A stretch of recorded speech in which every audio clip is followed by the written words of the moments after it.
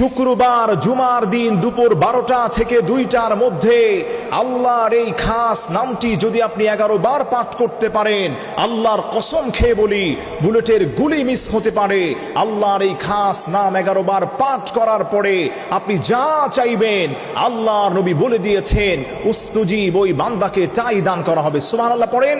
আমার প্রিয় ভাইরা, শুক্রবার জুমার দিন লিডার অফ দ্য ডে যাকে বলা হয়, সপ্তাহের মধ্যে শ্রেষ্ঠ দিন, হাদিসের ভাষায় তাকে সাইয়্যিদুল আইয়াম বলা হয়। এই জুমার দিন সময়টা আপনাকে মনে রাখতে হবে, দুপুর 12টা থেকে 2টার মধ্যে। এই দুপুরের সময়, মধ্যবর্তী সময় আল্লাহ মুমিন মুসলমানদের দোয়াগুলোকে কবুল করেন। এই জুমার দিনে আল্লাহ পাক মুমিনদের গুনাহগুলোকে মাফ করে দেন। শুক্রবার জুমার দিন দুপুর 12টা থেকে 2টার মধ্যে পাক পবিত্র অবস্থায়, পাক পবিত্র স্থানে বসে আপনি হাতে গুনে গুনে 11 বার পড়বেন, ইয়া ফাত্তাহু, ইয়া ফাত্তাহু, ইয়া ফাত্তাহু, হে সফলতা দানকারী, হে বিজয় দানকারী। আল্লাহর যেই গোলামটা, আল্লাহর এই খাস নামটি 11 বার পাঠ করার পরে আপনি হাত তুলবেন আল্লাহর কাছে, বলবেন আল্লাহ হে, আমার রিজিকের অভাব দেখা দিয়েছে। আল্লাহর নবী বলেন তোমাকে সম্মানের রিজিক দান করা হবে। আপনি বলবেন আমার ব্যবসায় লোকসান হচ্ছে, নবীজি বলেন আল্লাহ তোকে ব্যবসায় মঙ্গল দান করবেন।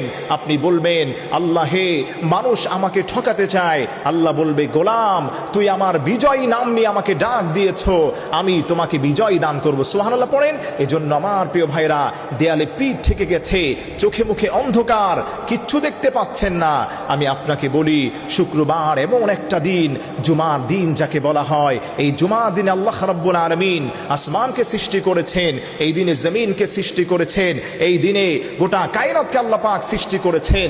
আশ্চর্য হয়ে যাবেন, নবী আদম আলাইহিস সালাতু ওয়াস সালামকে আল্লাহ রাব্বুল আলামিন এই দিনে সৃষ্টি করলেন।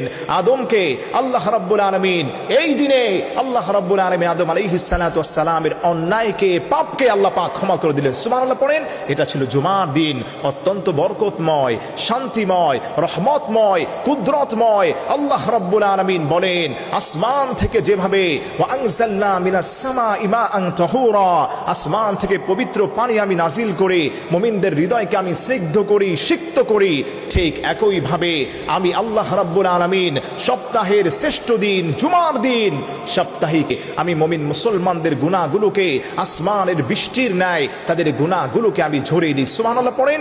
এজন্য আমার প্রিয় ভাইরা, আমার প্রিয় মা বোনেরা, আমরা তো কিছু হলেই বাবার দরবারে গিয়ে হুমড়ি খেয়ে পড়ি, অমুক নেতার কাছে যাই, কেউ আপনাকে বাঁচাতে পারে না। বাঁচাতে পারেন কে? আল্লাহ বলছেন ওয়ামাইয়াতাওয়াক্কাল আলাল্লাহ ফাহুয়া হাসবু, যেই গোলামটা আমি আল্লাহর উপর ভরসা করতে পারে, আল্লাহ বলেন ওই গোলামটার জন্য আমি নিজেই যথেষ্ট হয়ে যাই। সুবহানাল্লাহ পড়েন। এজন্য আমার প্রিয় ভাইরা, আমার প্রিয় মা বোনেরা, জুমার দিন শুক্রবার দিনটাতে আমরা অনেকে খেলায় নষ্ট করে দেই। প্রিয় ভাই, প্রিয় বোন, মনে রাখবেন মনের অনেক আশা আছে, মানুষের কাছে বলতে পারেন না। আল্লাহর এই খাস নামটি শুক্রবার জুমার দিন দুপুর 12টা থেকে 2টার মধ্যে, এই দুপুরের মধ্যবর্তী সময় আল্লাহ পাক মুমিনদের দোয়াগুলোকে কবুল করেন। আর আল্লাহ বললেন আমার কিছু স্পেশাল নাম আছে, আমার যে গোলামটা স্পেশাল নামগুলো ধরে ডাক দিতে দেরি হবে, আমি আল্লাহ পাক তাদের দোয়াগুলোকে কবুল করতে দেরি করি না। সুবহানাল্লাহ পড়েন।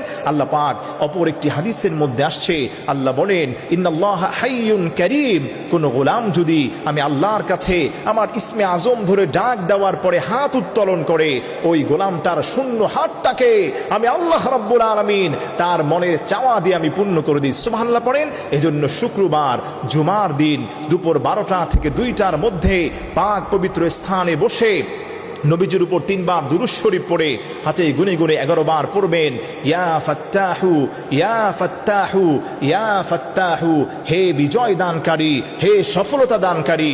যা চাইবেন তৎক্ষণাৎ আল্লাহ রাব্বুল আলামিন আপনাকে তাই দান করবেন।